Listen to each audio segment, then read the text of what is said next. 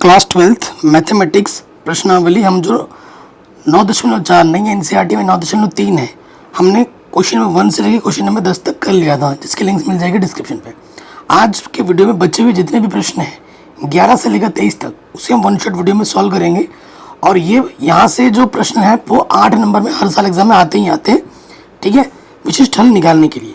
तो प्रश्न में क्या बोल रहे हैं, 11 से 14 तक के प्रश्नों में प्रत्येक अवकल समीकरण के लिए प्रतिबंध को संतुष्ट करने वाला विशिष्ट हल आपको ज्ञात करना है। ठीक है, विशिष्ट हल आपको ज्ञात करना है। ये अवकल समीकरण दे रखा है, इसको हल करना है।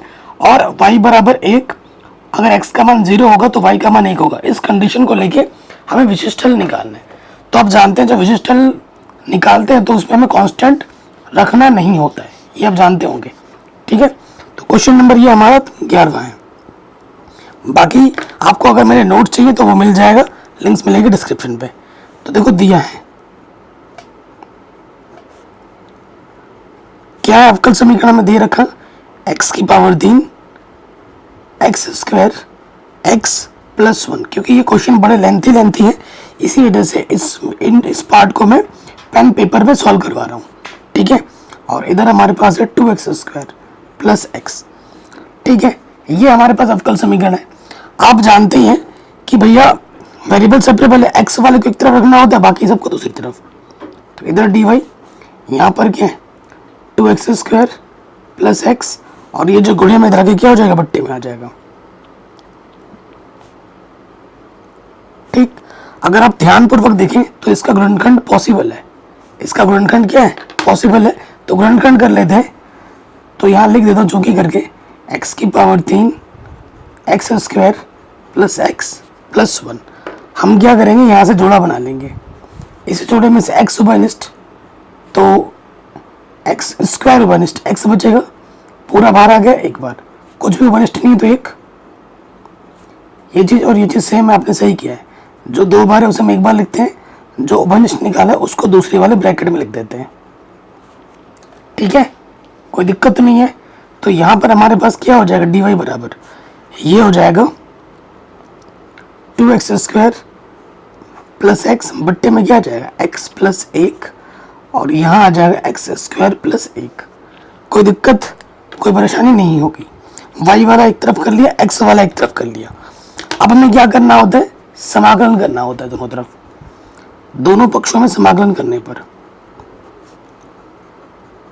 दोनों तरफ समाकलन,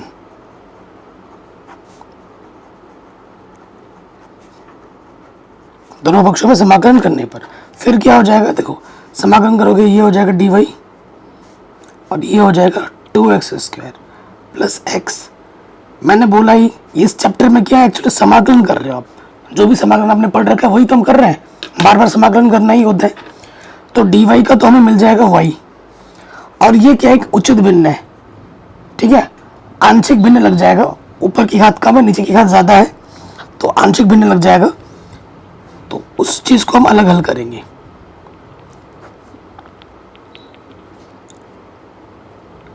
ये चीज़ है, ठीक है, इसको हमें क्या करना है, अलग हल करना है। अच्छा dx तो मैंने लिखा नहीं था ना, बट्टे का dx इधर के गुणे में आएगा।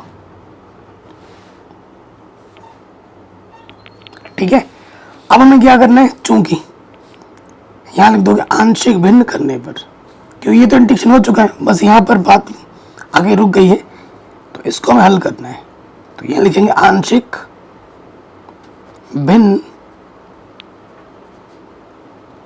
करने पर, तो क्या हो जाएगा, हमारे पास है 2x स्क्वायर प्लस x, बट्टे में है x plus 1 x square plus 1। तो ये क्या होता है मेरे भाई, एक के बट्टे में रैखिक आ जाएगा, इसका गुणनखंड संभव नहीं है, तो ये हो जाएगा bx प्लस c, बट्टे में x स्क्वायर प्लस 1। ठीक है, इसको एक समीकरण मान लेते हैं 1। अब लॉसअप आ जाएगा, इसके गुणा इसके साथ x plus 1 x square plus 1 गुणा करोगे तो ये हो जाएगा ax स्क्वायर, a एक कम a, गुणा करोगे x से तो ये हो जाएगा bx स्क्वायर, और ये हो जाएगा cx। फिर 1 से गुणा करोगे bx, c एक कम c। ठीक है, तो नीचे नीचे देखो इसके बट्टे में सेम टू सेम है, कट गया। अब ऊपर से क्या करो, एक्स स्क्वायर उभयनिष्ठ निकालो। यहाँ से ए बचा, यहाँ से बी, फिर एक्स उभयनिष्ठ निकालो, यहाँ से बी और यहाँ से सी, और ये ए और सी ये हो गए कांस्टेंट पद। और इधर क्या है हमारे पास 2x स्क्वायर प्लस एक्स। अब हमें क्या करना है, अब हमें करना है तुलना। प्रश्नावली 7.5 पर आधारित प्रश्न बन चुका है ना, तो समाकलन कुल मिला के आपको आना चाहिए, तभी ये चीज़ें आपके लिए आसान हो जाएंगी। तो देखो जब तुलना करेंगे तो यहाँ से क्या हो जाएगा, एक्स स्क्वायर का गुणज क्या है इधर a प्लस बी, और इधर एक्स स्क्वायर का गुणज क्या है 2। फिर देखो एक्स का गुणज क्या है b प्लस सी, और इधर एक्स का गुणज क्या है कुछ नहीं तो 1। इधर क्या है a प्लस सी, अचर पद, इधर अचर पद है नहीं है तो वो हो गया 0। कोई डाउट नहीं होगा। तो मैं क्या करता हूँ, ए बी में एक समीकरण मेरे पास ऑलरेडी है, बी और सी को हल कर लेते हैं। समीकरण बी तथा सी से, ठीक है जी।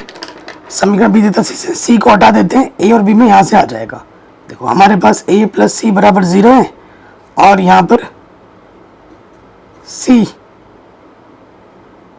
प्लस बी बराबर 1 है, ठीक है। समान चिन्ह होने पे घटाते हैं, घटाने पे चिन्ह बदलता है, प्लस का घटा, ये बचा प्लस का a, और ये आगे माइनस का b बराबर माइनस का 1, घटाने पे चिन्ह बदलता है। तो हमें मिला है a माइनस बी बराबर माइनस का 1, समीकरण नंबर डी। बताओ कोई दिक्कत, कोई परेशानी नहीं होगी। अब एक डी को और ए को हल कर लेते हैं। समीकरण ए तथा डी से, तो a प्लस बी हमारे पास 2 था, और a माइनस बी हमारे पास माइनस का 1 है, ठीक। जोड़ दो, ये कटा a और a कितना हो गया 2a, 2 में से 1 घटेगा तो 1 बचेगा। a का मान आ गया 1/2,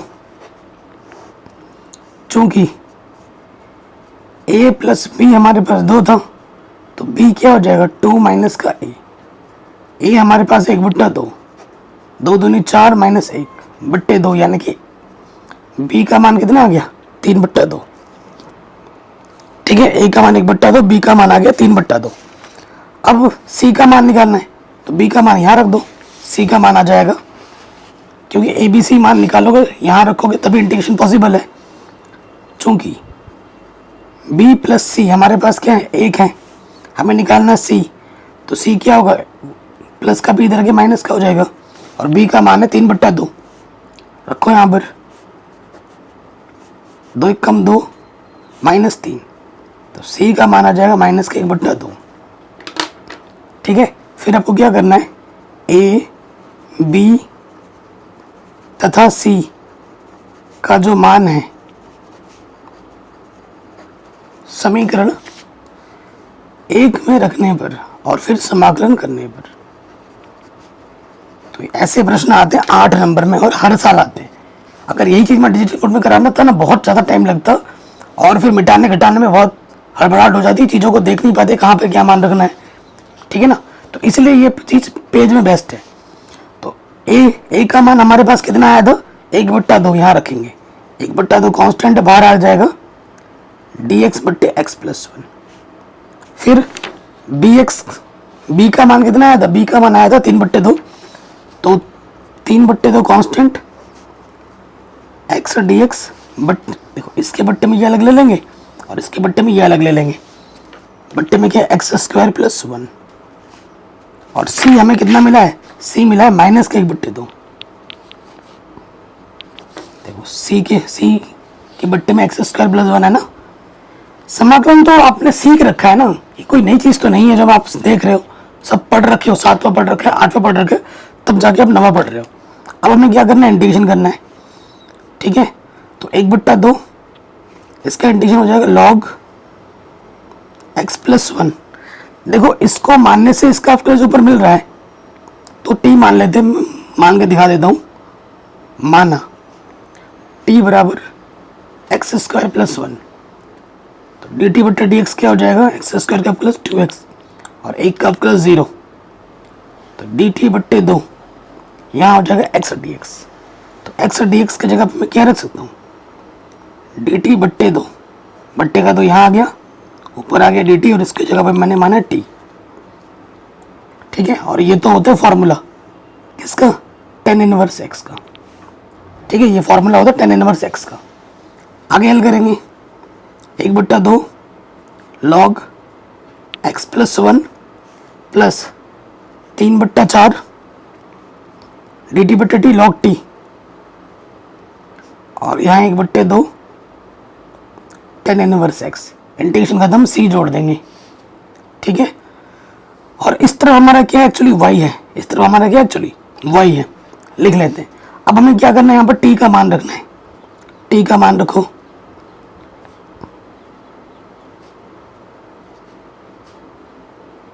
t का मान कितना है मेरे भाई, एक्स स्क्वायर प्लस 1, यहाँ पर 1/2 tan इनवर्स x प्लस सी, y बराबर, ये हमें क्या मिला, ये हमें व्यापक हल मिला है। अगर एग्जाम में बोलते व्यापक हल निकालो तो हम यहाँ पे छोड़ देते, ये हमें हमारा क्या मिला है, व्यापक हल। व्यापक हल में सी जो कांस्टेंट होता है वो रहता है। अब प्रश्न में आ जाओ, कंडीशन में आ जाओ, प्रश्नानुसार। प्रश्न में हमें ये बोला था कि आपको क्या करना है, जब x का मान 0 है तो y का मान आपको क्या दे रखा है, प्रश्न में 1 दे रखा है ना। तो ये मान रखो, y की जगह पर 1 रखो, और जहां जहां x दिख रहा है वहां वहां 0 रखो, 1/2 log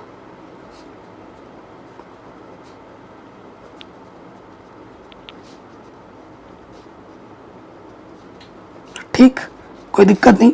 अब जानते हैं log 1 की वैल्यू क्या होती है, log 1 की वैल्यू 0 होती है। tan इनवर्स 1 किस एंगल पे मिलता है, tan π/4 में मिलता है, तो tan इनवर्स 1 का मान कितना होता है, π/4। ये मान उठाकर रख दो यहाँ पर, तो ये हो गया 0, log 1 का मान 0, ये भी हो जाएगा 0, और ये हो गया π/4, तो माइनस के π/8, इधर के क्या हो जाएगा, प्लस के π/8, तो ये हमें मिल गया c का मान।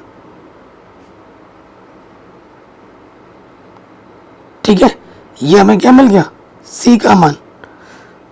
सही आ रहा है c का मान, एक सेकेंड, यहाँ देखो 1/2 log 1 का मान, ये 0 कर देगा, ये भी 0 हो जाएगा।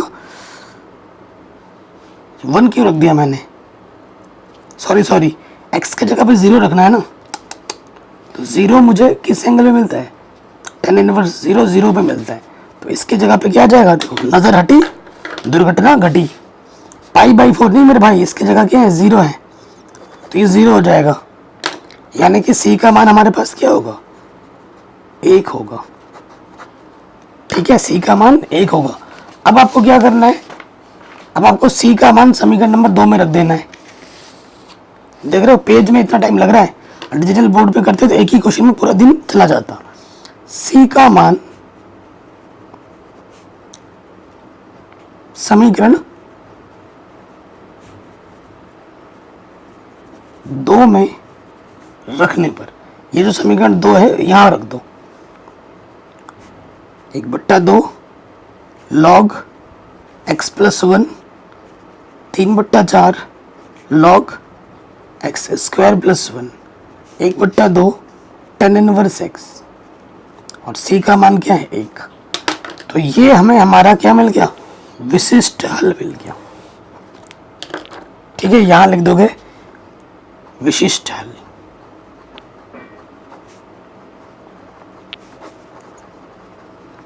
ठीक है, यही हमारा अभिष्ट विशिष्ट हल है। तो ये क्वेश्चन भी हमारा आराम से बन गया। कोई भी डाउट हो या दिक्कत हो, आप एक बार प्रश्न को दोबारा देख सकते हैं। अगले प्रश्न में हम आ जाते हैं।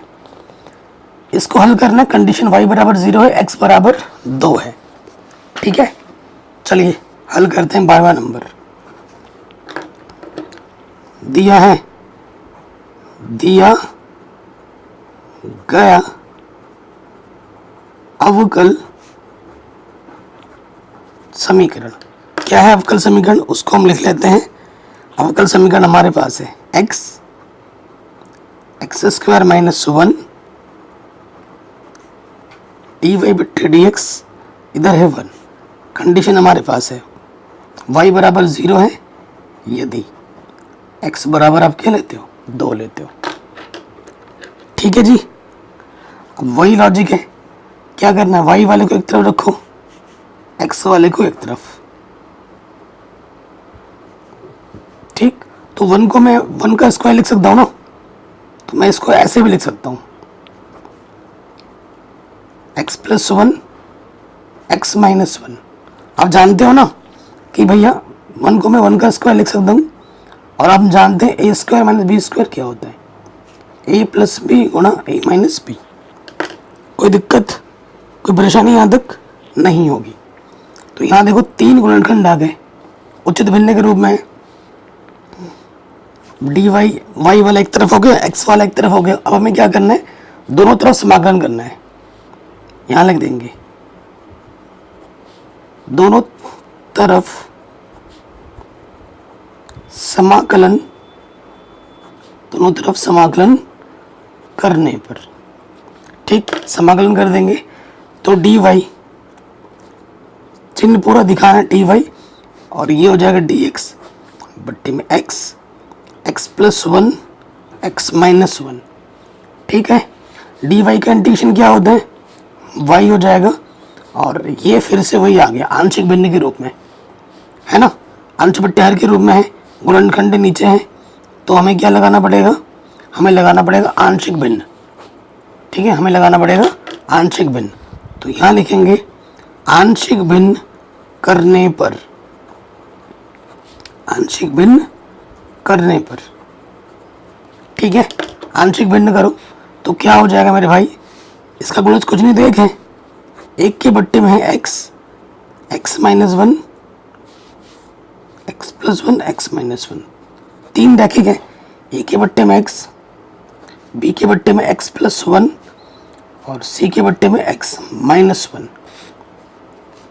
गुणा करोगे x, x plus 1 x minus 1, इसके इससे भाग देंगे, ये 2 बचेगा, इन दोनों की गुणा हो जाएगी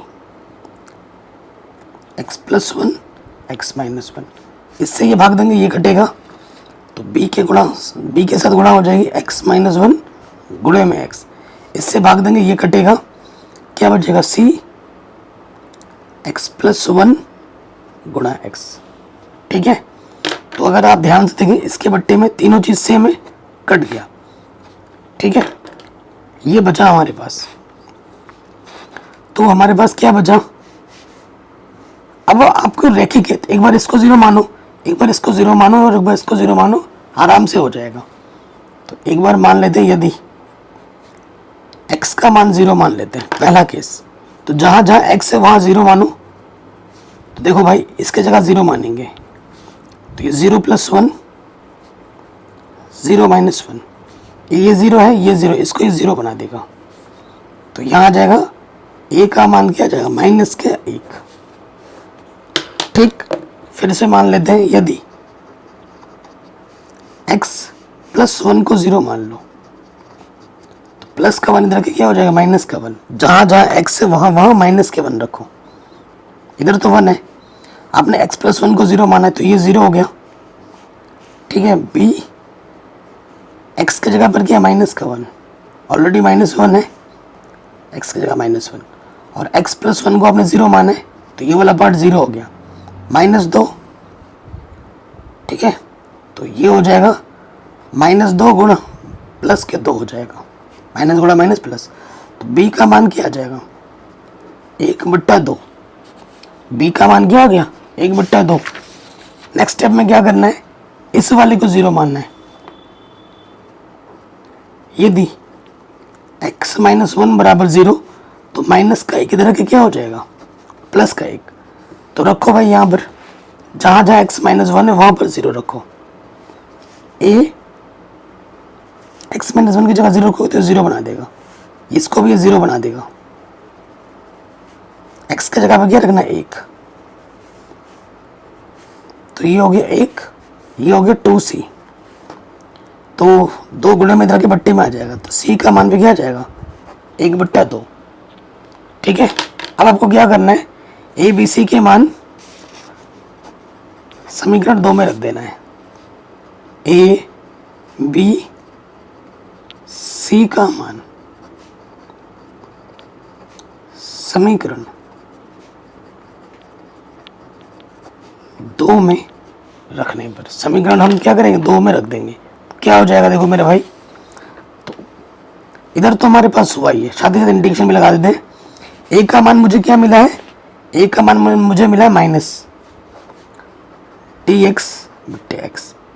बी का मान मुझे मिला है 1/2 प्लस का,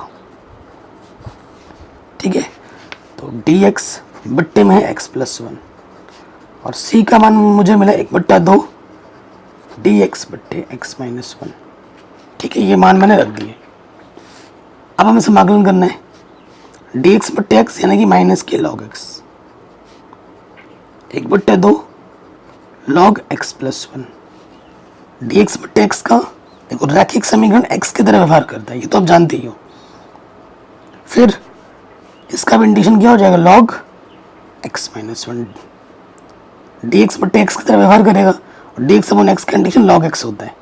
इंटीग्रेशन खत्म, सी जोड़ देंगे, तो ये हमें हमारा क्या मिल गया, व्यापक हल मिल गया।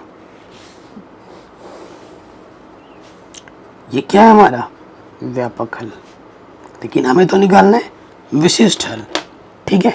तो आ जाएंगे प्रश्नानुसार,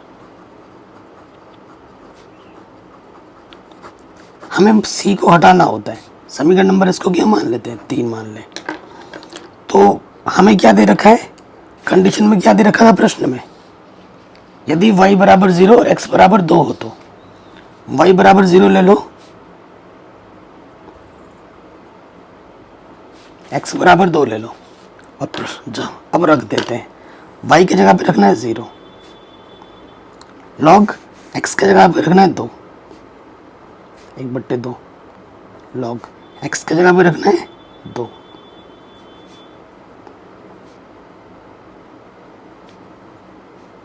x की जगह पे रखना है 2, ठीक। तो यहां से बचेगा माइनस के लॉग 2, 1/2 लॉग 3, 1/2 लॉग 1 प्लस सी, ठीक है। आप जानती हैं कि भैया लॉग 1 का मान 0 होता है, यहाँ ये वाला पार्ट 0 हो जाएगा, और आप जानते हैं n लॉग m क्या होता है, लॉग m की पावर n होता है, ये जो सामने गुणज होता है वो पावर में आ जाता है, तो 1/2 यहाँ पावर में आ जाएगा, ठीक। तो इसको मैं लिख सकता हूँ लॉग 3 की पावर में आधा, और log 1 का मान 0 रखेंगे तो ये 0 हो जाएगा, ठीक है। तो ये देखो ये नेगेटिव वाला इधर आके क्या हो जाएगा पॉजिटिव, और ये पॉजिटिव वाला इधर आके क्या हो जाएगा नेगेटिव, ठीक। तो आप एक सूत्र जानते होंगे, log m minus log n क्या होता है, log m/n, तो ये हो जाएगा log 2/3 की पावर आधा, ठीक है। आधा का मतलब होता है √, इसको ढंग से अगर लिखेंगे तो c का मान हमारे पास है log 2 के बट्टे में √3। अब हमें क्या करना है, c के मान को उठाकर समीकरण नंबर 3 में रख देना है, ठीक है। तो हम क्या करेंगे, c का मान समीकरण 3 में रखने पर, ठीक है, रख दो यहाँ पर, तो y बराबर क्या हो जाएगा, माइनस के log x plus 1/2 log x plus 1, 1/2 log x minus 1, और c का मान कितना है प्लस में log 2 बट्टे में है √3, ठीक है। तो ये मान हमें मिल जाएगा, ये हमें हमारा विशिष्ट हल मिलेगा।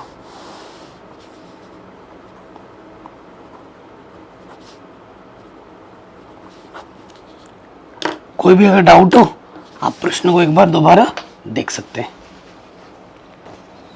अगले प्रश्न में आ जाओ। cos dy बट्टा dx ए, ठीक है, ए वास्तविक संख्या से आ रहा है, y बराबर 1 है और x बराबर 0 है, ये कंडीशन है। क्वेश्चन नंबर 13 हमारे पास है cos dy बट्टे dx बराबर 1। कंडीशन हमें दे रखी है कि y का मान 1 है यदि x बराबर आप 0 लेते हो तो। ठीक हो गया, तो cos इधर आ जाएगा,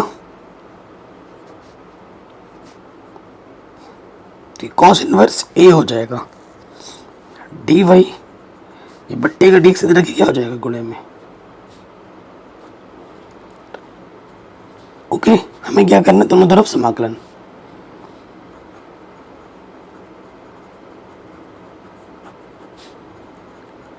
समाकलन करने पर तो dy का समाकलन और इधर cos इनवर्स से dx का समाकलन। ये क्वेश्चन बहुत ही सिंपल है और आसान है।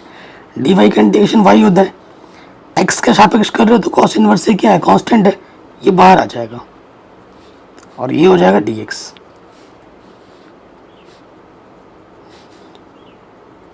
cos इनवर्स से dx का इंटीग्रेशन क्या होगा, x, इंटीग्रेशन खत्म, c जोड़ देंगे, तो ये हमें हमारा क्या मिल गया, व्यापक हल।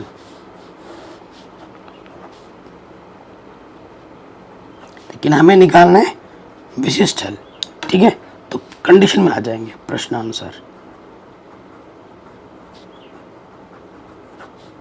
क्या दे रखा है प्रश्न में कि अगर y का मान 1 है, यदि आप x बराबर क्या लेते हो, 0 लेते हो, तो रखो मान, y की जगह पे रखोगे 1 cos इनवर्स है और x की जगह पे क्या रखना है, 0। 0 इंटू समथिंग क्या होता है, 0, तो c का मान क्या आ गया, 1। ठीक, अब c का मान समीकरण 1 में रख दो।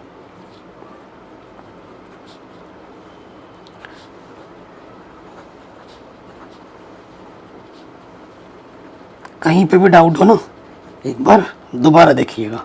c का मान 1 रख देंगे तो y बराबर हो जाएगा cos inverse a into x, और c का मान कितना है, 1। तो ये हमें हमारा क्या मिल गया, विशिष्ट हल, आंसर। कहीं पे भी डाउट हो आप एक बार दोबारा देख सकते हैं। ठीक, आगे बढ़ते हैं अगले प्रश्न में। ये प्रश्न है dy बटा dx y tan x y बराबर 2 x बराबर 0। ठीक है, चलिए सॉल्व करते हैं। क्वेश्चन नंबर कितना है, 14। तो दिया है, क्या दे रखा है, dy बट्टे dx हमारे पास है y tan x के बराबर। ठीक है, तो y बराबर 1 यदि x बराबर क्या हो, 0, ये कंडीशन हमें दे रखा है।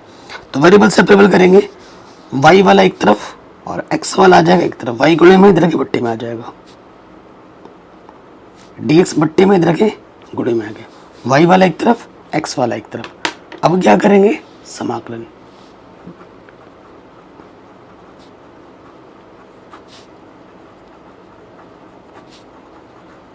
समाकलन करने पर समाकलन कर दो तो ये हो जाएगा dy बट्टे y और ये हो जाएगा tan x dx। ठीक, बहुत ही सिंपल सा क्वेश्चन है। dy बट्टे y का इंटीग्रेशन क्या होता है, log y, और tan x का इंटीग्रेशन क्या होता है, माइनस के log cos x, और पॉजिटिव में लिखते हैं तो log sec x होता। इंटीग्रेशन खत्म, c जोड़ते हैं, ये भी log में ये भी log में, तो इसको भी मैं log में ले लेता हूँ, log c। ये माइनस के इधर के क्या हो जाएगा, प्लस का।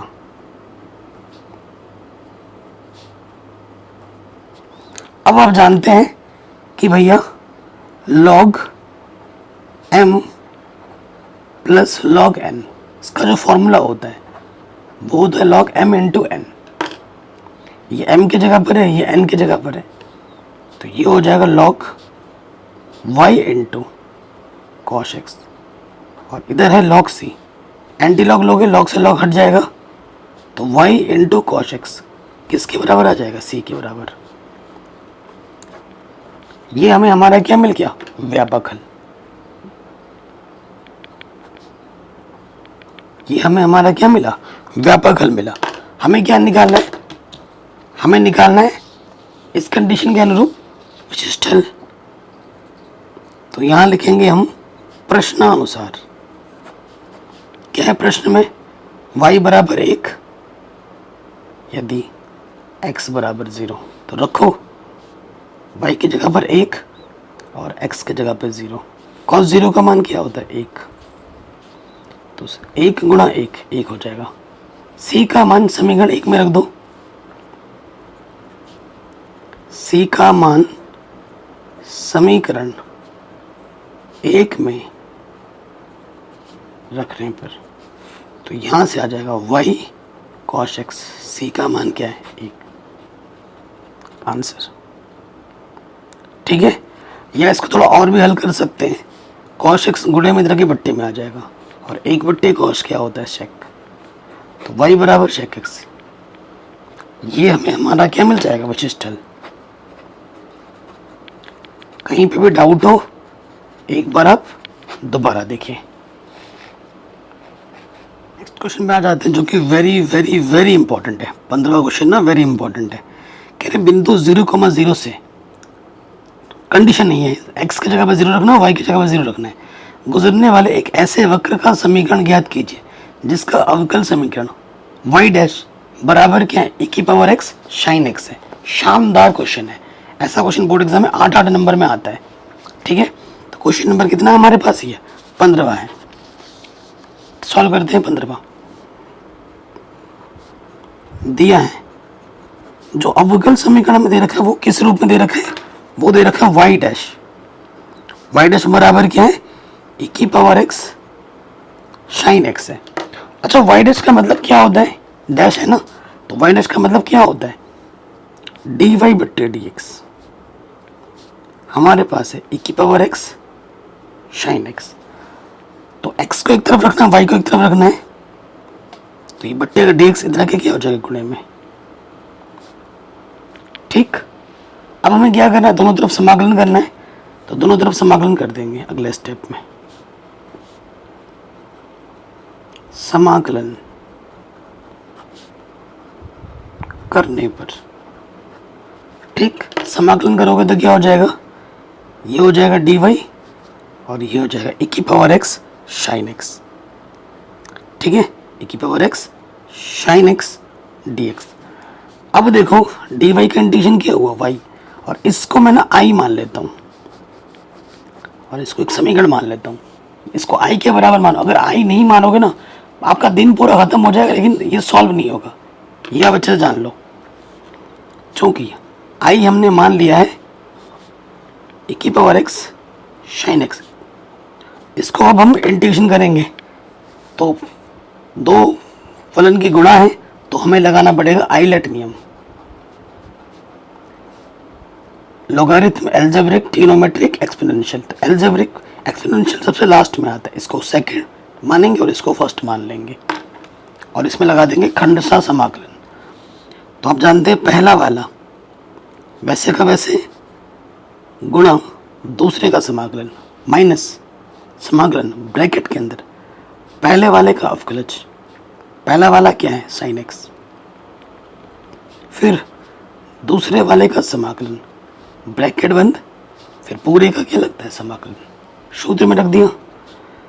तो sin x e की पावर x का इंटीग्रेशन e की पावर x, sin x का प्लस क्या होता है cos x,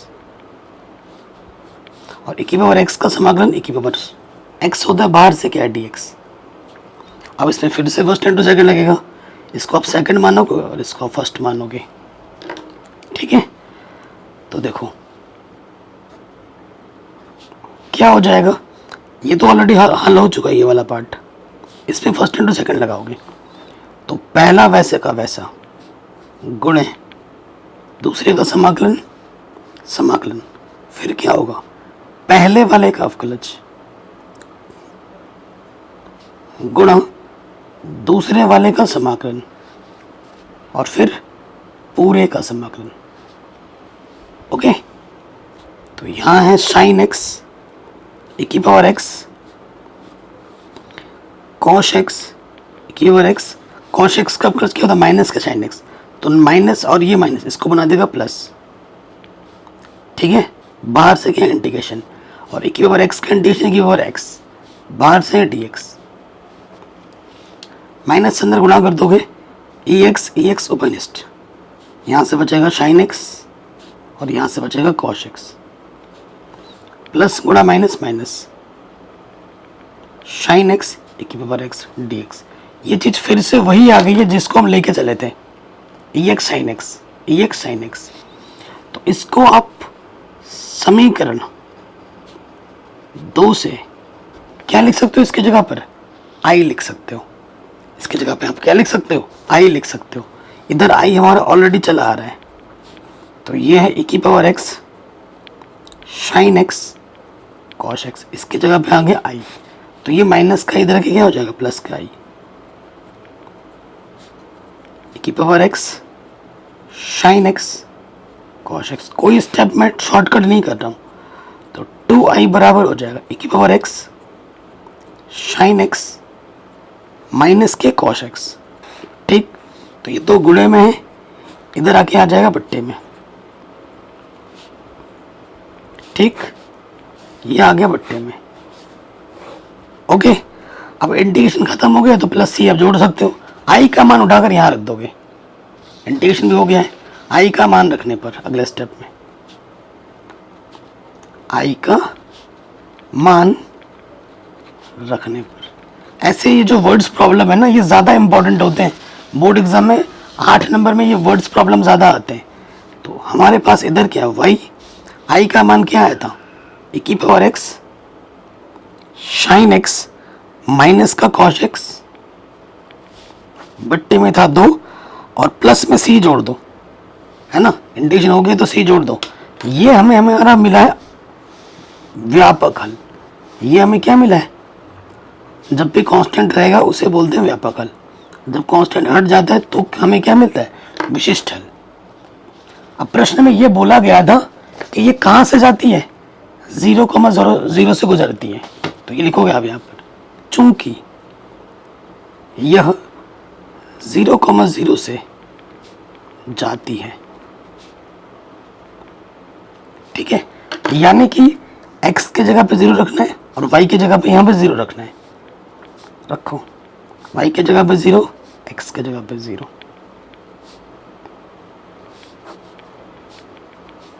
किसी की पावर 0 हो उसका मान कितना होता है, 1, साइन 0 का मान 0, कॉस 0 का मान 1। तो यहाँ से माइनस के 1/2 आएगा, इधर आके क्या हो जाएगा, प्लस के 1/2। तो c का मान मुझे मिल जाएगा 1/2। c का मान उठाकर यहाँ रख दो, इसको एक समीकरण नाम दे दो 3। c का मान रख, c का मान समीकरण 3 में रखने पर, ठीक है, 3 में रख दो। यहाँ हमारे पास है y e की power x sine x minus cos x बट्टे 2 और c का मान कितना है, 1/2। ठीक, तो ये हमें हमारा क्या मिल गया, विशिष्ट हल। ये हमें हमारा पर्टिकुलर सॉल्यूशन मिल जाएगा, विशिष्ट हल मिल जाएगा। विशिष्ट हल को अंग्रेजी में बोलते हैं पर्टिकुलर सॉल्यूशन, व्यापक हल को बोलते हैं अंग्रेजी में जनरल सॉल्यूशन। ठीक है, कोई भी दिक्कत हो, परेशानी हो, वीडियो को दोबारा देखिए। सेम टाइप का क्वेश्चन है, ये अवकल समीकरण दे रखा है, 1,-1 से गुजरती है, हल निकालना है। ठीक है, तो चलिए करते हैं इसको भी। क्वेश्चन नंबर कौन सा है हमारा, 16।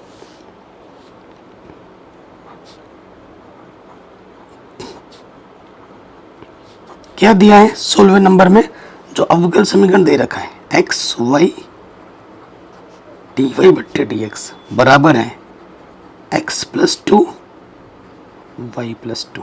शानदार क्वेश्चन है। ठीक, तो एक्स वाले को एक तरफ वाई वाले को एक तरफ करेंगे, तो ये वाई डी वाई ये गुणे में इधर के क्या हो जाएगा बट्टे में। यहाँ देखो एक्स प्लस टू ये एक्स गुणे में इधर के बट्टे में और ये आ जाएगा डी एक्स। ठीक है, कोई दिक्कत नहीं, कोई परेशानी नहीं। अब समाकलन करना है, उससे पहले हम क्या करेंगे, एक्स वाला एक तरफ हो गया वाई वाला एक तरफ हो गया, समाकलन करने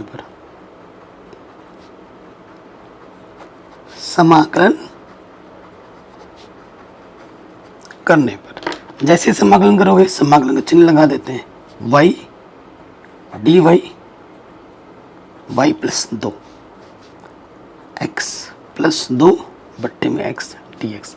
देखो ये रैखिक है, दोनों सेम टू सेम हम बना सकते हैं। मैं क्या करूँगा ध्यान से देखना, मैंने दो जोड़ा और दो घटा दिया, एक जैसा बन जाएगा ना ये, इसलिए ऐसा किया। मैंने दो जोड़ा और दो घटाया। इधर क्या कर सकता हूँ, अलग अलग बट्टे ले सकता हूँ, नीचे जोड़ना घटाना मत, फिर गड़बड़ हो जाएगा। ठीक है, एक्स के बट्टे में एक्स ले लिया और दो के बट्टे में एक्स ले लिया। ठीक है, तो इससे इधर से ऐसे आसान पड़ेगा। फिर क्या हो जाएगा देखो मेरे भाई, नेक्स्ट स्टेप में क्या हो जाएगा, नेक्स्ट स्टेप में इसके बट्टे में ये ले लोगे y प्लस दो बट्टे में y प्लस दो d y minus d y बट्टे में y प्लस दो। ठीक है, यहाँ से x x कटा 1 dx और दो बाहर dx बट्टे x, ढंग से लिख दिया हमने।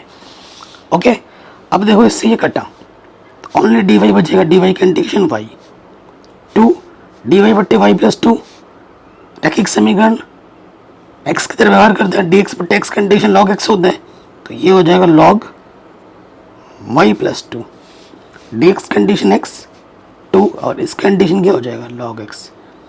ठीक है, इंटीग्रेशन खत्म, c जोड़ देंगे, तो ये हमें हमारा व्यापक हल मिल गया।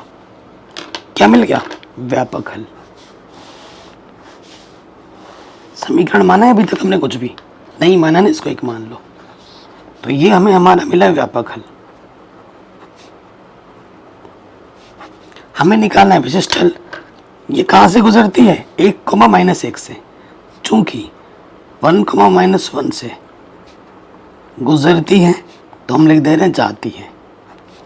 यानी कि x के जगह पे आपको 1 रखना है और y की जगह पे आपको क्या रखना है, -1 रखना है। रखो यहाँ पर, तो जहाँ y है वहाँ -1 और -1, अरे यार प्लस का 2, y की जगह पर है -1। ठीक है, x के जगह पे रखना है 1 और आप जानती हैं कि भैया log 1 का मान कितना होता है, 0, तो ये 0 हो जाएगा, ये 0 हो जाएगा, यहाँ से बचेगा -1 0 और ये भी आ जाएगा 0, तो इधर से आ गया +1, इधर आके क्या हो जाएगा -1, तो c का मान आ जाएगा -2। c का मान समीकरण 1 में रख दो, c का मान समीकरण 1 में रखने पर, ठीक, यहाँ पर हम रख देंगे। तो इधर क्या है हमारे पास, y -2 log y plus 2 x 2 log x और c का मान कितना है -2। ये हमको हमारा विशिष्ट हल आराम से मिल गया। ठीक, विशिष्ट हल। कहीं पे भी डाउट हो, प्रश्न को एक बार दोबारा देखें। तो ये प्रश्न भी हमारा आराम से बन गया।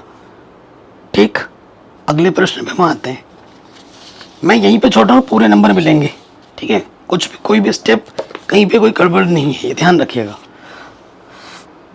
अब कई बच्चे बोलेंगे सर आपका आंसर एनसीईआरटी से मैच नहीं हो रहा होगा, तो एनसीईआरटी से मैच करने के लिए हमें पूरा स्टेप रट के जाना पड़ेगा। ठीक है, कि इसके बाद ऐसे ही करो एनसीईआरटी से मैच करने के लिए, कि भाई सी को लेफ्ट में जोड़ो राइट की जगह, तो ये गड़बड़ नहीं है, पूरा सही आंसर है। चाहो तो मेरे थी हाँ इस प्रश्न को अपने टीचर को दिखा सकते हो, कोचिंग वाले को या स्कूल वाले को, टीचर को दिखा दो कि सही गलत है या सही है। अगर वो गलत बोल देते ना तो मैं जिंदगी में पढ़ाऊंगा नहीं कभी भी। अगले प्रश्न पे आते हैं। कह रहे बिंदु 0,-2 से गुजरने वाले ऐसे वक्र का समीकरण ज्ञात कीजिए जिसके किसी बिंदु एक्स वाई पर स्पर्श रेखा की जो प्रवणता उस बिंदु के y निर्देशांक का गुणनफल उस बिंदु के x निर्देशांक के बराबर है। शानदार क्वेश्चन है, ठीक है। तो देखो ध्यान से देखना इस प्रश्न को क्या बोल रहा है। क्वेश्चन नंबर 17 इन्होंने क्या बोला है कि बिंदु एक्स वाई पर प्रवणता, बिंदु x, y पर प्रवणता। कक्षा 11 में पढ़ा है ना प्रवणता के बारे में। प्रवणता क्या होती है? dy/dx होती है वक्र के रूप में, dy/dx। और प्रश्न में क्या हुआ है? प्रश्न में दे रखा है, क्या दे रखा है कि यहां से ढंग से पढ़ो। ये देखो रेखा की प्रवणता और उस y निर्देशांक गुणनफल y गुणा dy/dx किसके बराबर है? x निर्देशांक के बराबर है। ये प्रश्न में दे रखा है। हमें क्या रखा है कि y गुणा dy/dx किसके बराबर है? x निर्देशांक के बराबर है। ये चीज आपको प्रश्न में दे रखी है। यही इस पार्ट प्रश्न का सबसे मेन पार्ट है। बच्चे यही पर गड़बड़ कर देते हैं। अब क्या है, y को एक तरफ रखो और x को एक तरफ। बहुत आसान क्वेश्चन बन गया। क्या करना है? समाकलन करना है। समाकलन करने पर, ठीक, समाकलन करेंगे ना तो समाकलन क्या हो जाएगा? देखो मेरे भाई, y dy x dx। अच्छा, y की पावर 1 x की पावर 1, तो ये किस रूप में बन गया? x की पावर n dx के रूप में बन गया, जिसका सूत्र होता है x की पावर n+1 बट्टे में n+1। तो n की जगह पर 1 है, पावर में 2 बट्टे में 2, x² बट्टे में 2, ठीक है। तो इंटीग्रेशन का हम c जोड़ देंगे, ओके। तो हमें हमारा व्यापक हल मिल गया। समीकरण नंबर क्या माने? अभी तक माना है कोई समीकरण नहीं, एक मान लेते। ये हमें हमारा क्या मिला? व्यापक हल। अब प्रश्न में क्या बोला है कि ये कहां से जाती है? 0,-2 से गुजरती है। चूंकि 0,-2 से जाती है, ठीक, यानी कि x के जगह पे 0 और y की जगह पे क्या आ जाएगा? -2 आ जाएगा। रखो यहां पर,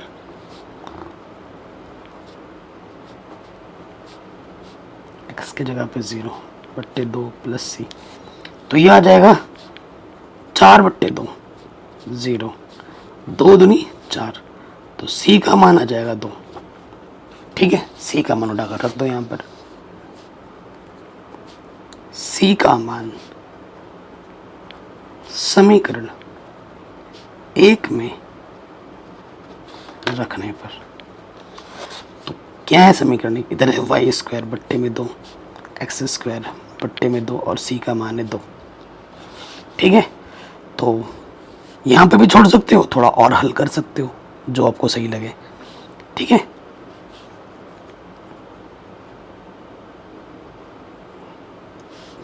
तो ये हो जाएगा 2 से, इधर गुणा करोगे 2 से 2 कट जाएगा, यहाँ बचेगा x², 2 दूनी 4, तो y² बराबर आ जाएगा x² + 4, आंसर,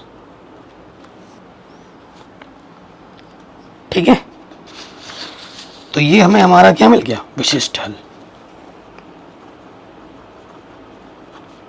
कहीं पे भी डाउट हो एक बार दोबारा देख सकते हैं, ओके। चलिए अगले प्रश्न पे हम आ जाते हैं। और ये वर्ड्स प्रॉब्लम ज़्यादा इंपॉर्टेंट है, बोर्ड एग्जाम में यहीं से प्रश्न ज़्यादा आते हैं। 18वां क्वेश्चन है, कह रहे एक वक्र के किसी बिंदु एक्स वाई पर स्पर्श रेखा की प्रवणता, स्पर्श रेखा की प्रवणता क्या होगी? dy/dx होगी। स्पर्श बिंदु को -4,3 से मिलाने वाले रेखाखंड की प्रवणता की 2 गुनी है, ठीक है। यदि यह वक्र -2,1 से गुजरता है तो इस वक्र का समीकरण ज्ञात कीजिए। ठीक है, तो देखिए प्रश्न संख्या ये हमारी कौन सी है, 18वां। हमें क्या बोल रखा है, स्पर्श रेखा की प्रवणता। चूंकि स्पर्श रेखा की प्रवणता कितनी होती है, वो होती है dy/dx। और बिंदु x, y तथा -4, -3 को मिलाने वाले रेखाखंड की प्रवणता कितनी होगी।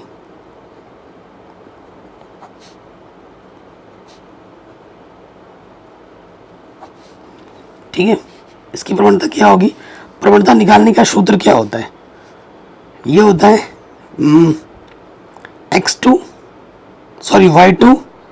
माइनस के y1 बट्टे में x2 माइनस के x1, यही होता है ना। तो आप किसी को भी x1 किसी को भी y1 मान सकते हो। इसको x1 y1 x2 y2 मान लिया। सूत्र में रख के देखो, y2 कितना है -3, y1 कितना है y1 है y, फिर x2 कितना है -4 और x1 कितना है x। ऊपर से माइनस उपनिश निकाल दो। अरे यार, माइनस उपनिश निकालेंगे तो 3 + y हो जाएगा और ये 4 + x हो जाएगा। नेगेटिव से नेगेटिव कट डाउन, तो ये आ जाएगा 3 + y बट्टे में 4 + x। कोई दिक्कत, कोई परेशानी नहीं होगी। ये स्पर्श रेखा की प्रवणता है, ये बिंदु वाली प्रवणता है। अब प्रश्न में क्या बोल रहा था हमसे, स्पर्श बिंदु को मिलाने वाली रेखा की प्रवणता की 2 गुनी है। ठीक है, प्रश्नानुसार आ जाओ। तो यहां लिखेंगे प्रश्नानुसार।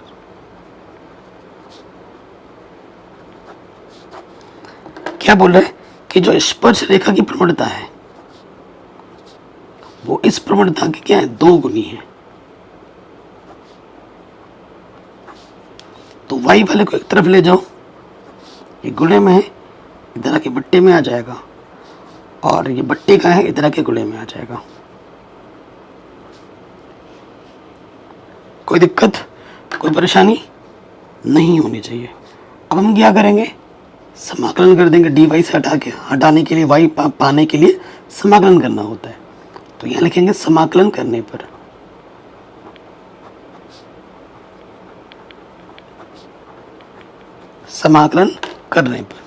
तो ये हो जाएगा dy बट्टे में y + 3, 2 कांस्टेंट बाहर आ जाएगा, dx बट्टे में 4 + x। क्वेश्चन एकदम सिंपल हो गया।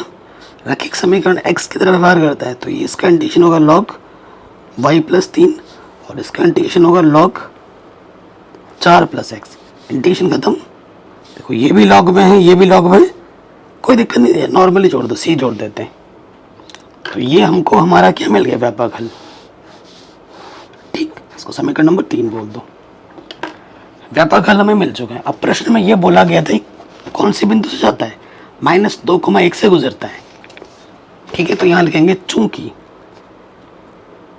यह -2,1 से जाती है।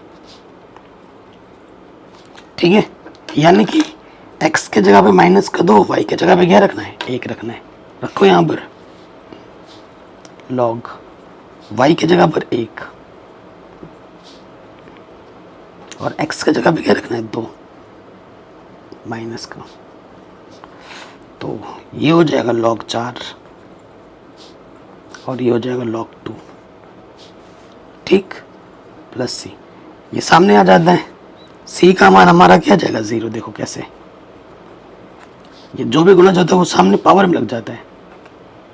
यहाँ पर n log m की पावर n हो जाता है, ये जानते हो। 2 दूनी 4,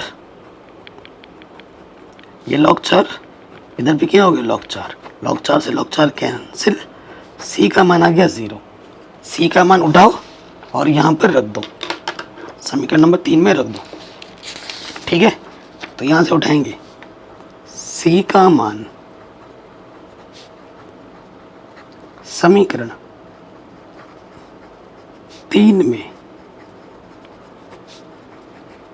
रखने पर, ठीक है, 3 में रखने पर तो ये हो जाएगा log y plus 3 2 log 4 plus x, और c का मान क्या है 0, तो ये आ जाएगा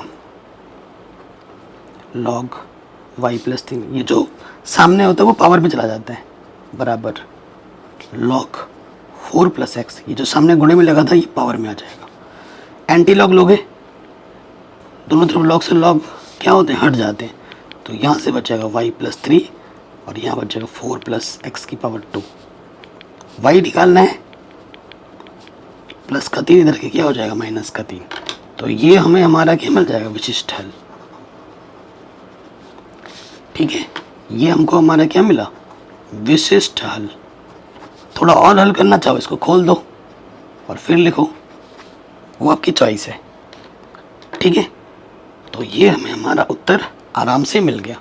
कहीं पे भी डाउट हो, दिक्कत हो, परेशानी हो, आप वीडियो को एक बार दोबारा देख सकते हैं, ठीक है। अगले प्रश्न में हम आ जाते हैं, क्वेश्चन नंबर 19। क्या है, एक गोलाकार गुब्बारे का आयतन जिसे हवा भरकर फुलाया जा रहा है स्थिर गति से बदल रहा है, ठीक है। यदि आरंभ में इस गुब्बारे की त्रिज्या 3 इकाई थी स्टार्टिंग में और 3 सेकंड बाद 6 इकाई हो गई, तो t सेकंड बाद उस गुब्बारे की त्रिज्या क्या होगी, ठीक है। तो ये जो क्वेश्चन आप देख रहे हो ना, यहाँ से बोर्ड एग्जाम में क्वेश्चन पूछे गए कई बार। एक्चुअली ये वर्ड्स प्रॉब्लम जो भी आप देख रहे हो, यहाँ से एक क्वेश्चन आता ही है बोर्ड एग्जाम में बड़े नंबर में, ठीक है। तो चलिए स्टार्ट करते हैं। क्वेश्चन शानदार है। गुब्बारा है तो गुब्बारा किस आकार का होता है फुलाने पर, गोलाकार होता है, बोल भी रखा है प्रश्न में। देखो ये हमारा गुब्बारा है, तो गुब्बारे की कुछ त्रिज्या होगी, माना गुब्बारे की त्रिज्या r है और इसका जो आयतन है वो v है, माना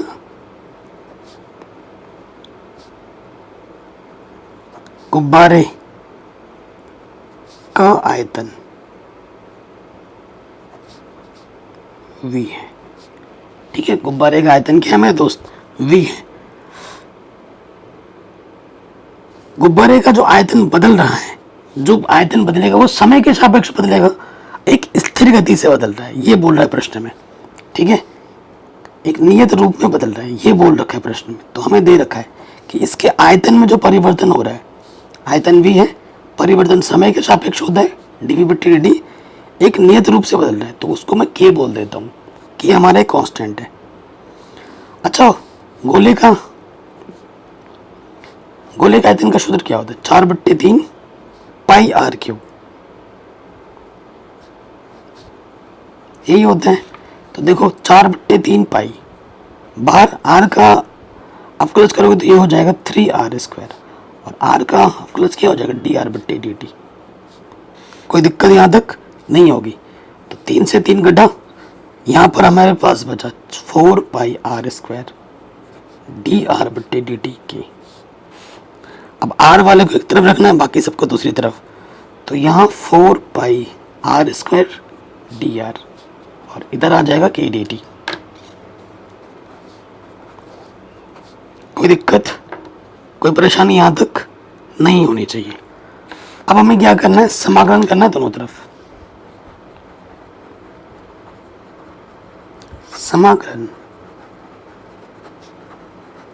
करने पर तो समाकलन करो 4 पाई r² dr और इधर आ जाएगा k dt,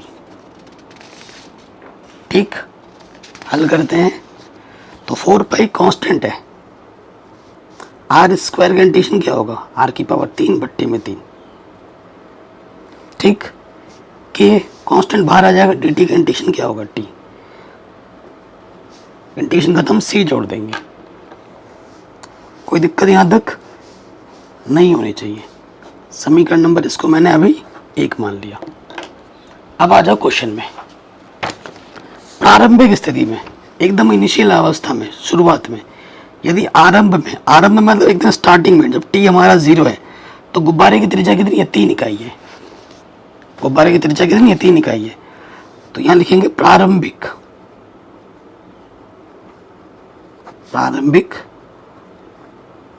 अवस्था में टी का मान 0 है तो आर का मान प्रश्न में क्या दे रखा है? 3 दे रखा है। टी का मान 0, आर का मान 3, ये यहां रखो प्रश्न में। तो 4 पाई आर की जगह पे आ जाएगा 3, बट्टे में है 3 के। टी का मान है 0। एक्चुअली इस के को और सी को मुझे हटाना है, तब हमें हमारा उत्तर मिलेगा। तो यहाँ से मुझे मिल जाएगा 3 दिया 9, एक 3 कट जाएगा ना, 9 बचेगा, 9 चौको 36 पाई आ जाएगा।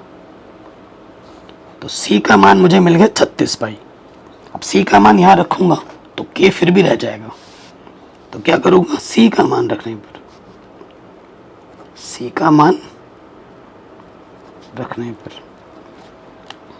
तो जब मैं सी का मान रखूँगा हमारे पास आएगा 4 पाई आर क्यूब बट्टे 3 के टी, और सी का मान है 36 पाई।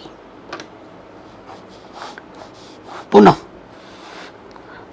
अब की बात दूसरी कंडीशन है। पुनः कंडीशन क्या दे रखा है प्रश्न में? जब 3 सेकंड बाद, जब टी हमारा 3 सेकंड होगा, त्रिज्या कितनी हो जाती है? 6 इकाई हो जाती है।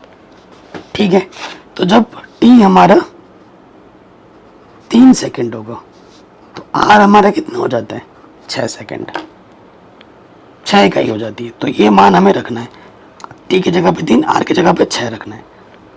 आर सेकंड नहीं होगा, आर कुछ और होगा। ठीक है, तो ये मान हम रख के देखते हैं। यहाँ पर 4 पाई आर की जगह पे रखोगे 6 बट्टे में 3 के, टी की जगह पे रखना है 3, और यहाँ हमारा है 36 पाई। कोई डाउट? कोई दिक्कत नहीं होगा। 6 छंग 36, 36 गुणा 6 216 होता है, 216 गुणा 4 पाई बट्टे में है 3, इधर है 3 के 36 पाई।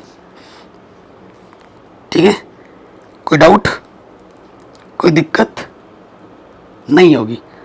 अब देखो कटेगा, 4 कट जाएगा 3 से, 3 7 21, 3 दूनी 6। ठीक है, 3 दूनी 6। तो हमारे पास क्या आ जाएगा? 72 गुणे 4 पाई, और ये प्लस का 36 इधर आ गया, माइनस का 36 हो गया, इधर आ गया 3 के। तो के का मान क्या हो जाएगा? 3 गुणे में इधर के बट्टे में आ जाएगा, 72 गुणे 4 पाई माइनस 36 बट्टे में 3, ये के हो गया। 3 उपनिष्ठ आ जाएगा, ऊपर से आ जाएगा, 3 दूनी 6, 3 चौके 12 गुणे 4, 3 एक कम 3, 3 दूनी 6 बट्टे में 3, 3 से 3 कटा। ठीक है, 4 कितना हो जाएगा ये? 4 चक्कू 16, हासिल लगा 1, 4 दूनी 8 और 1 9, 96 पाई। कुछ गड़बड़, अच्छा 36 पाई था ना ये, पाई 96 में से 12 पाई घटा दो, तो के का मान क्या आ जाएगा? के का मान आ जाएगा 84 पाई। के का मान भी मिल चुका है। अब के का मान कहाँ रख देना है? समीकरण नंबर 1 में रख देना है। यहाँ पर देखो, इसको मान लेते हैं समीकरण नंबर 2 ही। अब के का मान भी यहाँ रख दो समीकरण नंबर 2 में। ठीक, यहाँ लिखोगे के का मान समीकरण 2 में रखने पर। ठीक, तो हमारे पास क्या हो जाएगा? 4 पाई आर क्यूब बट्टे 3, के का मान कितना है? 84 पाई, 84 पाई टी, और इधर है 36 पाई। ठीक है, आर के रूप में आंसर निकालना है ना, तो ये तो आंसर वैसे आ चुका है, टी सेकंड में आर कितना होगा ये बताना है। तो देखो मेरे भाई क्या हो जाएगा, पाई उभयनिष्ठ पाई से पाई कट जाएगा। अब करके दिखाता हूँ, वैसे आप मानोगे नहीं ना। तो 4 उभयनिष्ठ कम से कम निकालो बाहर, 4 दूनी 8, 4 एकम 4 टी, 4 एकम 4 नम 36, पाई बाहर है तो पाई से पाई कटा, 4 से 4 कटा, आर क्यूब 21 तियाँ 63 टी, 9 तियाँ 27, ठीक है, 9 तियाँ 27। तो हमें आर निकालना है, तो ये 63 टी 27 की पावर क्या हो जाएगा 1/3, ठीक है। ये हमें हमारा उत्तर मिल जाएगा आंसर, ये हमें हमारा क्या मिल गया उत्तर। आर का मान टी सेकंड में ये होगा। कोई भी डाउट हो, कोई भी अगर दिक्कत हो, आप एक बार प्रश्न को दोबारा देख सकते हैं। नेक्स्ट क्वेश्चन आपसे क्या बोल रहे हैं, ये क्वेश्चन कई बार बोर्ड एग्जाम में पूछा भी गया है, 20वां और 21वां। किसी बैंक में मूलधन की वृद्धि 8% वार्षिक की दर से होती है, 100 रुपये 10 वर्षों में 2 गुने हो जाते हैं, तो आर का मान ज्ञात कीजिए और लॉग 2 का मान आपको ये लेना है, ठीक है। ये प्रश्न में बोल रखा है। तो चलिए स्टार्ट कर दें। शानदार क्वेश्चन है, क्वेश्चन नंबर 20वां है हमारा, ठीक है। हमें क्या दे रखा है, मान लेते हैं जो मूलधन है प्रिंसिपल है, माना जो मूलधन है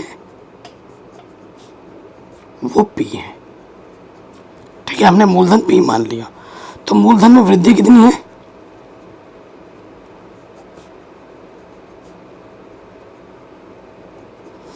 ठीक है। मूलधन में वृद्धि दे रखा है 8%। तो समय के अनुरूप वृद्धि होता है डीपी बट्टे dt में जो वृद्धि किसके बराबर दे रखा है आर।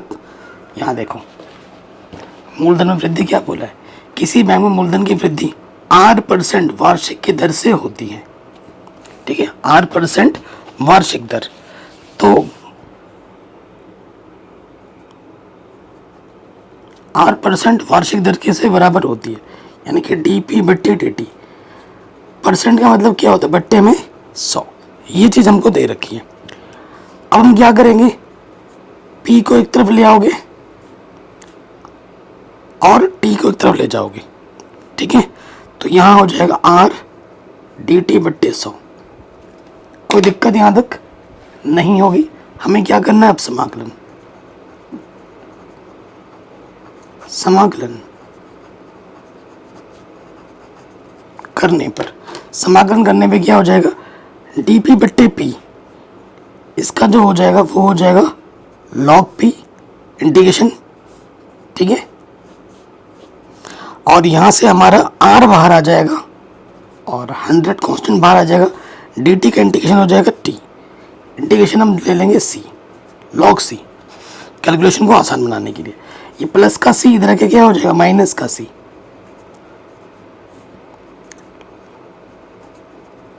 और ये r बट्टे 100t। आप एक फॉर्मूला जानते होंगे कि भैया log m minus log n क्या होता है, log m बट्टा n होता है। तो ये m के जगह पर है और ये n के जगह पर, तो ये हो जाएगा log p बट्टा c। और ये हमारे पास है r बट्टा 100 इंटू में t। एंटी लॉग ले लोगे, एंटी लॉग लेने पे लॉग हट जाता है, यहाँ बचेगा p और ये आ जाएगा e की पावर में। e की पावर में क्या आ जाएगा, r बट्टा 100 गुणा t, ठीक है। तो आगे हल करेंगे तो p आपको क्या मिल जाएगा, p आपको मिल जाएगा c गुणा e की पावर में r बट्टा 100t। इसको आप समीकरण नंबर 1 मान लो। कोई दिक्कत, कोई परेशानी नहीं है। अब प्रश्न में क्या बोला है, प्रारंभिक अवस्था में जब t का मान 0 होगा, एकदम शुरुआती स्टेज में क्या बोला गया था, 100 रुपये 10 वर्षों में 2 गुने हो जाते हैं, ठीक है ना। 100 रुपये जो प्रिंसिपल है वो 100 रुपये है, वो 2 गुने हो जाते हैं। तो ये मान हम यहाँ पर रख के देखेंगे कि जब t बराबर 0 है और p बराबर 100 है तो क्या होगा। हमें कहाँ रखना है, हमें रखना है यहाँ पर। p बराबर हमारे पास क्या है 100, ठीक है c, और t हमारे पास क्या है 0, r बट्टा 100 और t हमारा है 0। तो 0 गुना कुछ भी हो क्या हो जाता है 0, और किसी की घात 0 हो उसका मान क्या होता है 1 होता है। तो c का मान 100 आ जाएगा, c का मान हम यहाँ रख देंगे, ठीक है। यहाँ पर c का मान समीकरण 1 में रखने पर रख दो 1 में। इस तरफ हमारे पास क्या है p है, ठीक, और c की जगह पे c हटाना था, c आ गया, हमें मिल गया 100। एक ही पावर में r t बट्टे में है 100, ठीक है। अब आ जाओ अगले वाले पार्ट में। देखो अब क्या बोला है, 10 वर्षों बाद 2 गुने हो जाते हैं। स्टार्टिंग में 100 रुपये लगाएंगे, 10 वर्ष बाद में तो 100 का क्या हो जाएगा 200 रुपये हो जाता है। तो हमें आर का मान बताना है कितना होगा, ठीक है। जब टी हमारा 10 वर्ष होगा तो प्रिंसिपल पहले से 2 गुना हो जाता है, 200 हो जाएगा। अब रखो यहाँ पर पी की जगह पर रखेंगे 200, इधर अपन के पास है 100, ई आर हमें निकालना है और टी हमारे पास है 10। काटोगे तो यहाँ बचेगा 2 और ई आर की पावर में बचेगा सिर्फ 10, ठीक है। एक्सपोनेंशियल ले लोगे तो मतलब लॉग ले लोगे, दोनों तरफ लॉग लेने पर यहाँ से हो जाएगा log 2 और ये हो जाएगा log e की पावर में r बट्टे 10। आप जानते हैं log e की पावर में x क्या होता है, ओनली x के बराबर होता है, और यहाँ x की जगह पे क्या है r बट्टे 10। और log 2 का मान प्रश्न में दे ही रखा था, क्या रखना है 0.6931 रखना है, ये हमने रख दिया। और यहाँ से आ जाएगा r बट्टे 10, बट्टे का 10 इधर गुना कर दोगे दशमलव एक स्थान पीछे चला जाएगा, 6.931 हो जाएगा। ये हमारा आर होगा, रेट ऑफ इंटरेस्ट, ठीक है। 6.931 बहुत ही कम इंटरेस्ट दे रहा है यार, ये तो इन्फ्लेमेशन रेट होता है ना। तो ये क्वेश्चन भी हमारा बड़े आराम से बन गया। अब आते हैं अगले प्रश्न में। इसको बोर्ड एग्जाम में कई बार पूछा गया है, ठीक है। कह रहे किसी बैंक में मूलधन की वृद्धि 5% वार्षिक दर से होती है। इसमें 8% था, यहाँ 5% लिख दिया है। इस बैंक में 1000 जमा कराए जाते हैं, ज्ञात कीजिए कि 10 वर्ष बाद यह राशि कितनी हो जाएगी। और e की पावर 0.5 का मान हमें ये यूज करना है, ठीक है। ये डाटा हमको दे रखा है। तो चलिए सॉल्व करते हैं क्वेश्चन नंबर 21। तो मान लेते हैं, माना मूलधन प्रिंसिपल p रुपए है, ठीक। प्रश्न में दे ही रखा है ब्याज की दर कितनी है 5% वार्षिक दर है। तो हमें दिया क्या है कि मूल में जो परिवर्तन हो रहा है, मूलधन में जो परिवर्तन हो रहा है वो मूलधन का 5% है, ये प्रश्न में दे रखा है, ठीक है। तो डी पी बट्टे डी टी, हमें क्या परसेंटेज का मतलब क्या होता है बट्टे में 100, और यहाँ पर क्या है पी है, तो ये हो जाएगा डी पी, पी गुणे में जाके बट्टे में आ जाएगा, 100 से भाग दोगे ये हो जाएगा 0.05 डी टी, ठीक है। अब हमें क्या करना है, दोनों तरफ समाकलन करना है।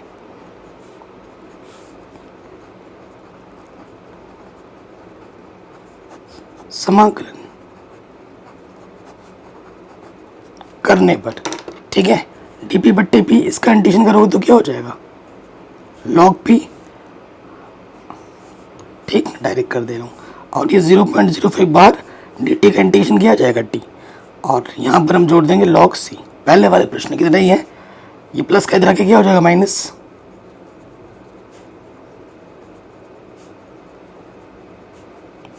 तो ये हो जाएगा log m माइनस एन। क्या होता है? log m बट्टा n, 0.05 t। ठीक है, तो एंटी लॉग ले लोगे दोनों तरफ एक्सपोनेंशियल में e की पावर में, तो यहाँ बचेगा p बट्टा c और ये आ जाएगा e की पावर में 0.05 t, 0.05 t हो जाएगा। ठीक है, e की पावर में, तो p बराबर क्या हो जाएगा? c गुणा e की पावर में 0.05 t। कोई दिक्कत, कोई परेशानी नहीं होगी। समीकरण नंबर 1 मान लेते हैं। अब आ जाओ प्रारंभिक स्थिति में, स्टार्टिंग में, प्रारंभिक स्थिति में। प्रारंभिक स्थिति में टी का मान हम क्या लेते हैं? 0 लेते हैं। और जो एकदम स्टार्टिंग में जब समय 0 था तो हमने हमारे पास मूलधन में कितना लगाना था? 1000 रुपये लगाना था। ये देखो, इस बैंक में 1000 रुपये जमा किए जाते हैं स्टार्टिंग में। 10 वर्ष बाद ये राशि कितनी होगी ये हमें निकालना है। ठीक है, तो देखो स्टार्टिंग में रखो c e की पावर में 0.05 और t की जगह पे क्या रखना है? t की जगह पे रखना है 0। अरे p की जगह पे भी तो वहाँ रखना था, p की जगह पे क्या रखना था? 1000। चलो यहाँ रख देते हैं 1000। c और e की पावर ये 0 इंटू कुछ भी हो 0 हो जाता है, और किसी की घात 0 हो उसका मान 1 होता है। तो c का मान हमें मिल गया 1000। अब c का मान यहाँ रख दोगे, c का मान समीकरण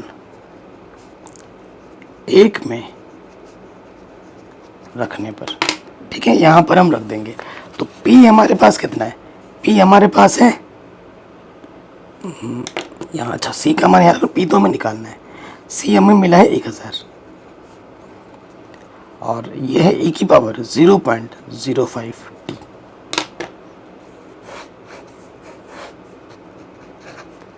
ठीक, अब प्रश्नानुसार जब 10 वर्षों बाद प्रिंसिपल कितना होगा ये हमें निकालना है। तो यहाँ लिखेंगे प्रश्नानुसार जब t का मान 10 वर्ष हो तो p का मान कितना होगा ये हमें ज्ञात करना है। ठीक है, तो ये मान अब यहाँ रख दो, 1000 e की पावर में 0.05 और t का मान कितना है? 10 से गुणा करेंगे, 10 एक स्थान पीछे आ जाएगा, तो 1000 और e की पावर ये हो जाएगा 0.5 हो जाएगा। e की पावर क्या हो जाएगा? 0.5। और प्रश्न में दे रखा है e की पावर 0.5 का मान क्या दे रखा है प्रश्न में? ये दे रखा है 1.648। ये प्रश्न में दे रखा है। ठीक है, ये मान हम रख देंगे यहाँ पर, और 1.648 को गुणा कर देंगे 3 0, दशमलव लगेगा 3 स्थान बाद, 3 स्थान पीछे खिसक जाएगा, तो ये आ जाएगा, ये शिफ्ट हो गया यहाँ आ जाएगा 3 स्थान पीछे, 1648.00 यानी कि 1648 रुपये हो जाएगा आंसर। 10 वर्ष 1000 रुपये जब आप जमा करोगे 10 वर्ष बाद आपको कितना मिलेगा? 1648। 1000 का क्या हो जाएगा? 1648 रुपये हो जाएगा। कोई डाउट, कोई दिक्कत नहीं होगी। तो ये क्वेश्चन भी हमारा बड़े आराम से बन गया। अब आते हैं अगले प्रश्न में, 22वां प्रश्न। 23वां प्रश्न तो 1 नंबर में ना हर साल बोर्ड एग्जाम में आ जाता है, 1 नंबर में, या कभी कभी 2 नंबर में भी आ जाता है। कह रहे किसी जीवाणु समूह में जीवाणुओं की संख्या क्या थी? 1 लाख थी। 2 घंटों में इनकी संख्या में वृद्धि 10% की वृद्धि होती है। कितने घंटों में जीवाणु की संख्या 2 लाख हो जाएगी यदि जीवाणु की वृद्धि की दर उसमें उपस्थित संख्या के समानुपाती है। ठीक है, शानदार क्वेश्चन है, ध्यान से देखना है आपको। क्वेश्चन नंबर कौन सा? 22 है। तो मान लेते हैं, माना टी समय पर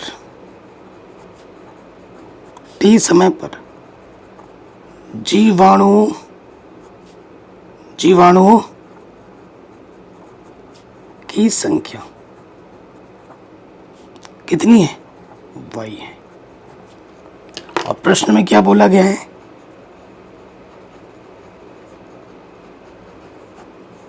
प्रश्न में यह बोला गया है कि जीवाणुओं में परिवर्तन की जो दर है, ठीक है, वो जीवाणुओं की संख्या के समानुपाती है।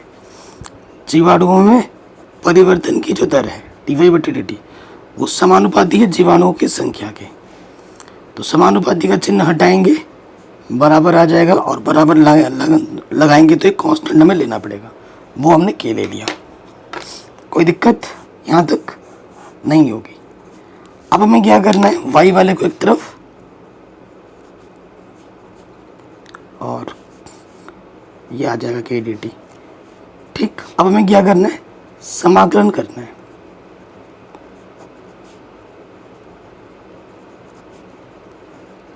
समाकलन करने पर तो समाकलन करेंगे तो ये हो जाएगा dy/y के बार dt, तो ये हो जाएगा log y। ठीक, के dt का इंटीग्रेशन t प्लस c। समीकरण नंबर 1। ठीक है, प्रारंभिक स्थिति में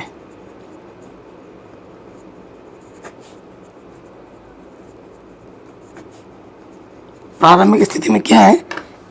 प्रारंभिक स्थिति में t बराबर 0 है।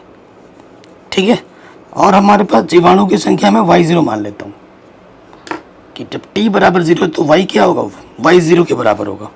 ये हम रखते हैं यहाँ पर, तो ये क्या हो जाएगा, log y0 और k t की जगह पे 0 रखा है प्लस c, तो c का मान मुझे मिल जाएगा log y0। ये मान उठाकर मुझे यहाँ पर रख देना है। ठीक है, c का मान रखने पर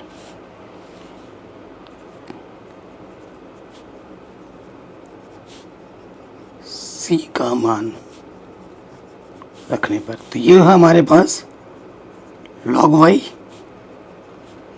के टी और c का मान क्या है, log y0। ये प्लस के इधर के क्या हो जाएगा, माइनस का।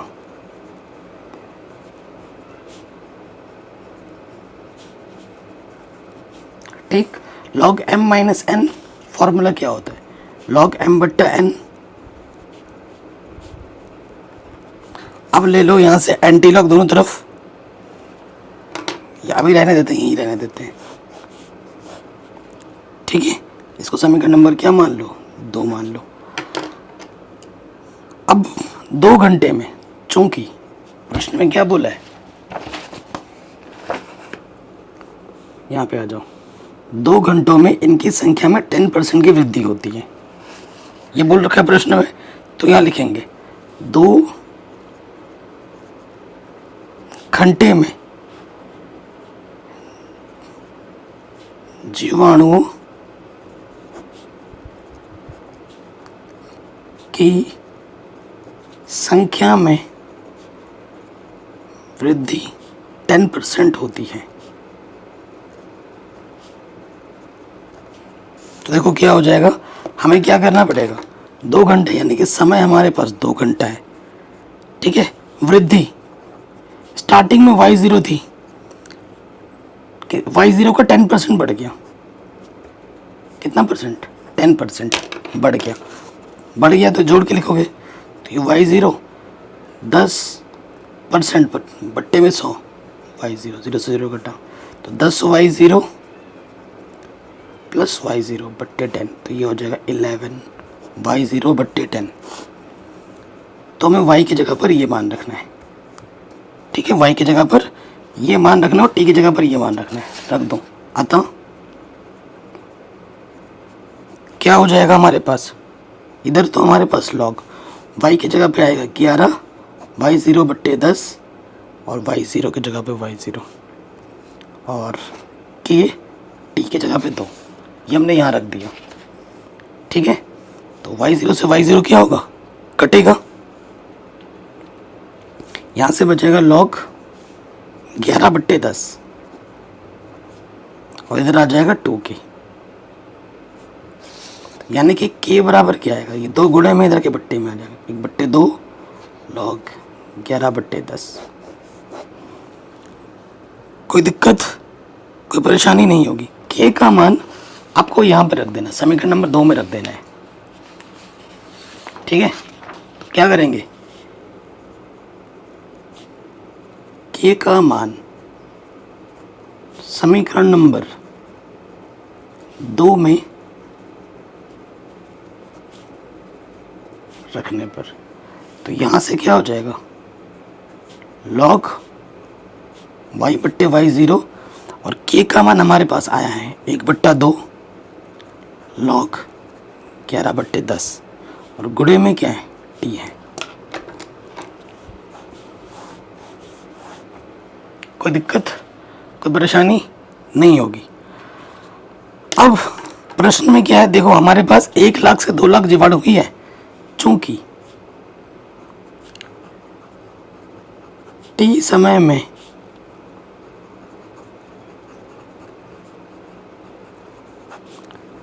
जीवाणुओं की संख्या 1 लाख से 2 लाख हो जाती है, यही तो बोला प्रश्न में, ठीक है। तो देखो 1 लाख से 2 लाख हो जाती है, ये प्रारंभिक अवस्था है, ये फाइनल अवस्था है। चूंकि y/y0 y का मान हमारे पास 2 लाख 3 4 5 और ये है 1 लाख, तो कितना आ जाएगा 2। ये मान यहाँ रखो, ये मान यहाँ रखो, तो क्या हो जाएगा, ये हो जाएगा log 2, ये हो जाएगा 1/2 और यहाँ पर है log 11/10 और यह है टी, ठीक है। तो हमें टी का मान निकालना है, तो देखो ये बट्टे के इधर गुणे में आ जाएगा, ये हो जाएगा 2 log 2 और बट्टे में आ जाएगा ये log 11/10 टी। आपको टी कितना होगा ये बताना, तो ये आ जाएगा, ठीक है। ये हमें हमारा टी आराम से मिल जाएगा समय, आंसर। इतने समय में जीवाणु की संख्या इतने से इतनी हो जाएगी, ये हमसे प्रश्न में पूछा गया था और जो कि हमने आराम से बना दिया है। कहीं पे भी डाउट हो आप एक बार प्रश्न को दोबारा ज़रूर देखें। आखिरी प्रश्न पे हम आ जाते हैं, ऑब्जेक्टिव प्रश्न है, बोला अवकल समीकरण का व्यापक हल बताइए क्या होगा, ठीक है। व्यापक हल बताना है, सो देखिए